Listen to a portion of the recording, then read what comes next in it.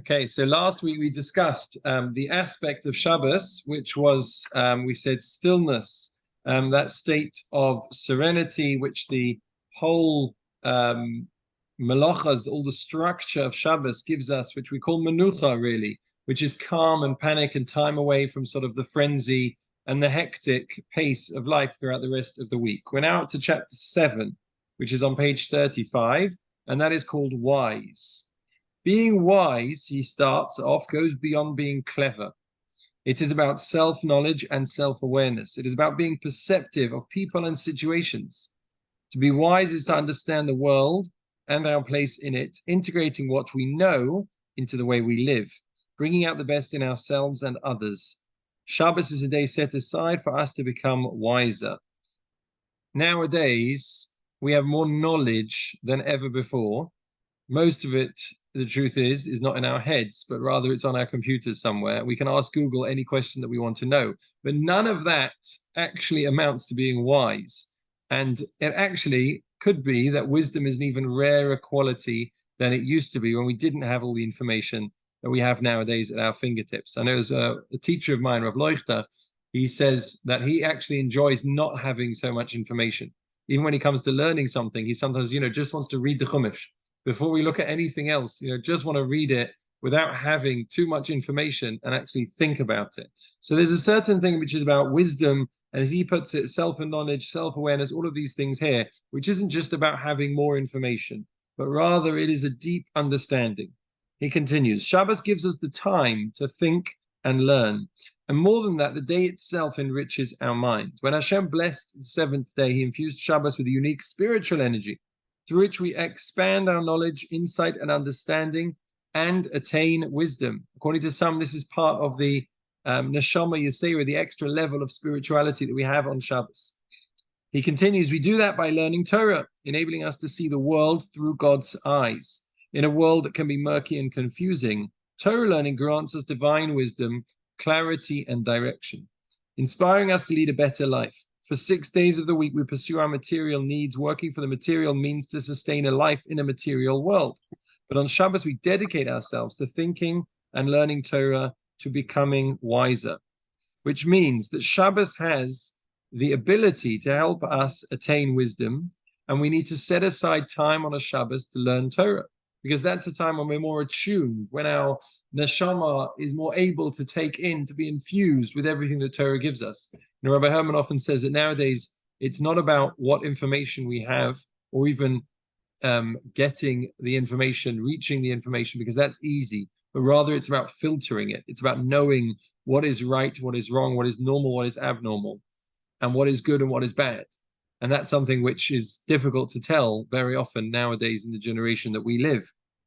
And therefore, Torah enables us to see everything through those eyes of Hashem. It enables us to filter all of those things, what's right and wrong, what's good and bad, proper and improper, all of those things. And the Torah wisdom is something that if we learn on Shabbos, that it goes into us in a way and it affects us and it stays with us in a way that it wouldn't do the rest of the week. He continues, having at least one day a week to dedicate to the pursuit of wisdom is essential. When the Jewish people wandered the desert for 40 years, living by the daily miracles of Hashem, who provided them with water, food, and shelter, they had ample time to learn Torah and imbibe its divine wisdom. Upon entering the land of Israel, however, they realized everything was going to be different. The land of milk and honey would need to be worked to produce its rich bounty, which meant time for spiritual pursuits would be limited. How could they keep their deep connection to Torah wisdom? When would they find time to learn? Sounds familiar, right? This is the dilemma that the Jewish people have when they go into Eretz Yisrael. Although living in Israel is the greatest bracha, but on the other hand, it does actually come with the responsibilities of running a country, as we know from nowadays, running an economy and the whole social structure that it's going to take to build up the country.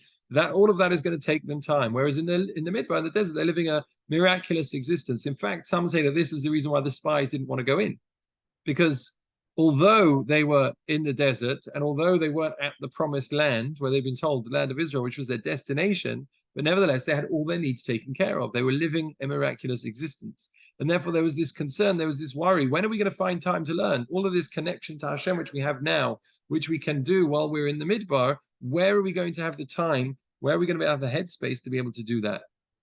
So he continues, and the Midrash answers. The Midrash vividly illustrates this dilemma through a conversation in which the Torah complains to Hashem.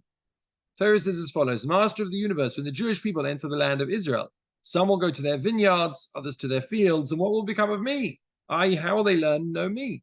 Right? As if to say the Torah is concerned, is worried that it's going to be forgotten when the Jewish people go into Eretz Yisrael, when we run our own economy, when we have to work for a living.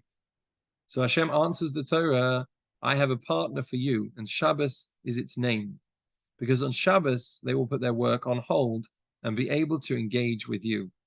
Which means the Torah is reassured that, yes, the Jewish people are going into the land of Israel. Yes, they're going to be working hard, but they're always going to have one day a week when they'll stop.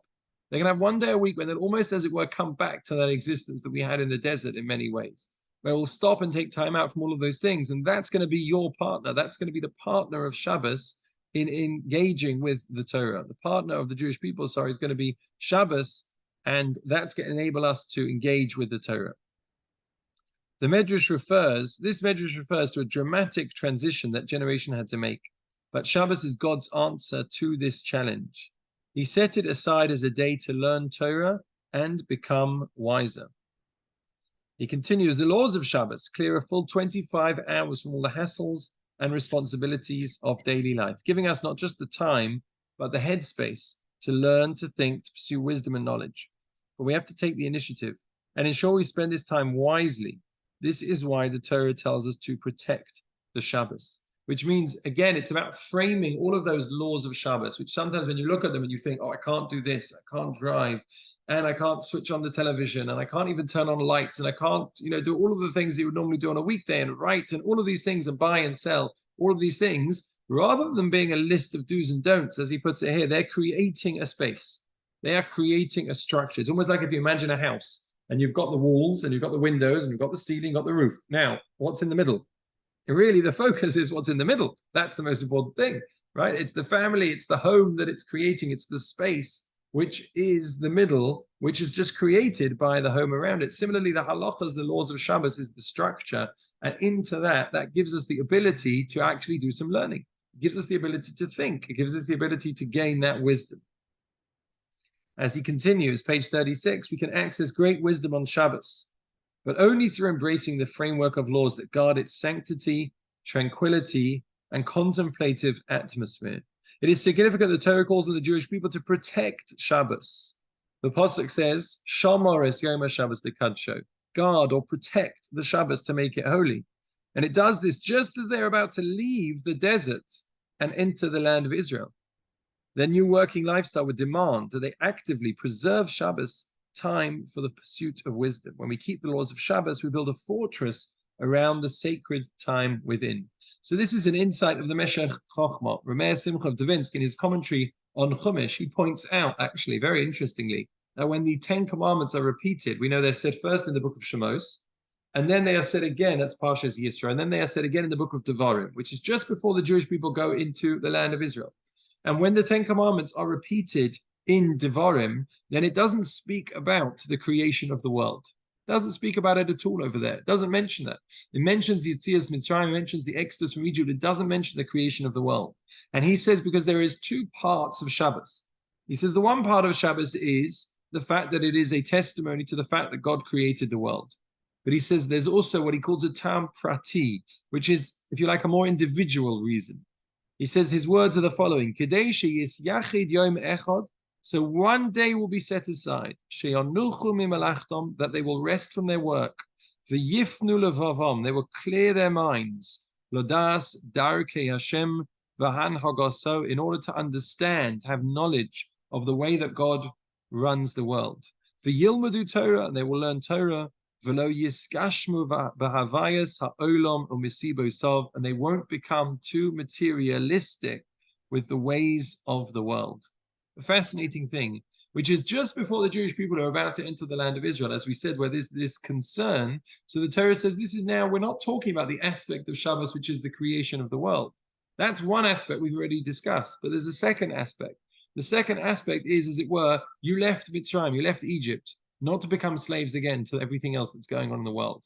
We didn't leave Egypt to just work very, very hard for something else in order to make money, in order to keep up with the frantic pace of life, in order to keep up with all the other people around us. And therefore he says this is the other reason for Shabbos, which is in order that we have set aside time to learn Torah, which will elevate everything else we do during the week and make sure that we don't become just completely materialistic beings caught up in everything else that we're doing for the rest of our lives. He continues on page 37. It is true that we have a mitzvah to learn Torah every day. A lot of people don't know that. There's actually a mitzvah when we learn, even if it's a small amount, but something that we do daily, something that we do every day, that's a mitzvah to learn Torah. But Shabbos is an ideal time. The Shulchan Aruch says that communities should, in fact, allocate time on Shabbos, not only for communal prayer, for davening, but also for communal learning, with public lectures on Torah, ideas, and laws. And most shuls do this. There is some sort of, whether it's a Gemara share in the afternoon, whether it's a shir at Shalosh Shudas, something after davening, sometimes before davening, most shuls will have some learning as well.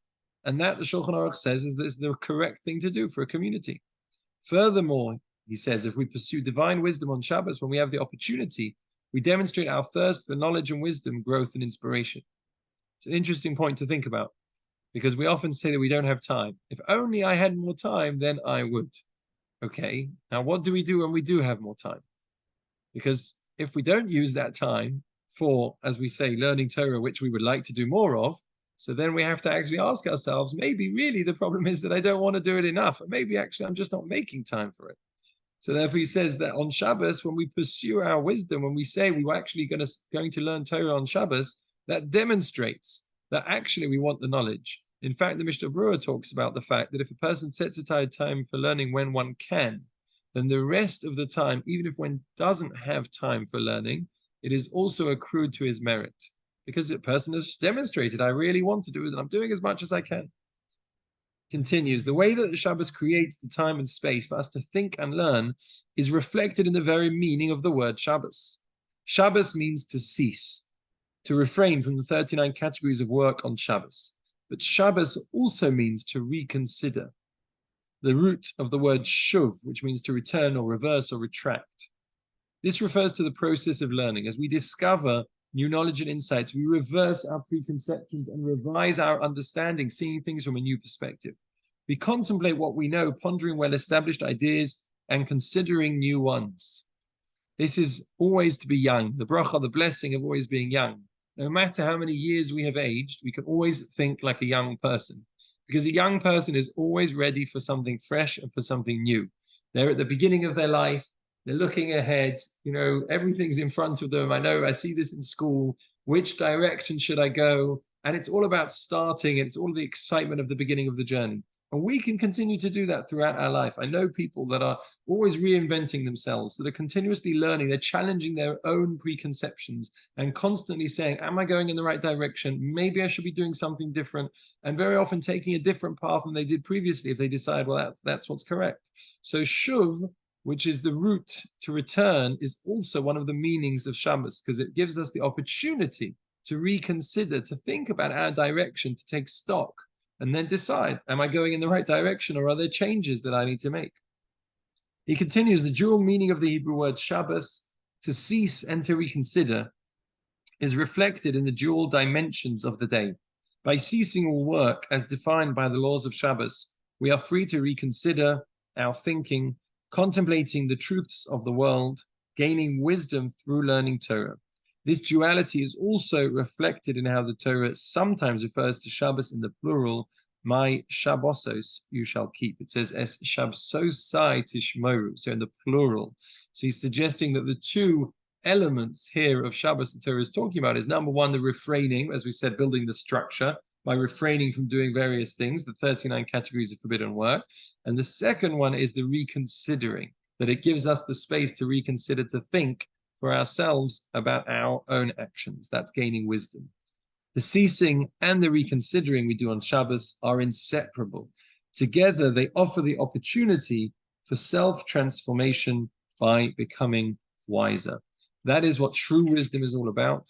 And that is the end of this chapter, which teaches us how Shabbos is something that can give us wisdom, give us the time, the ability to think, to take stock, and to reconsider as well.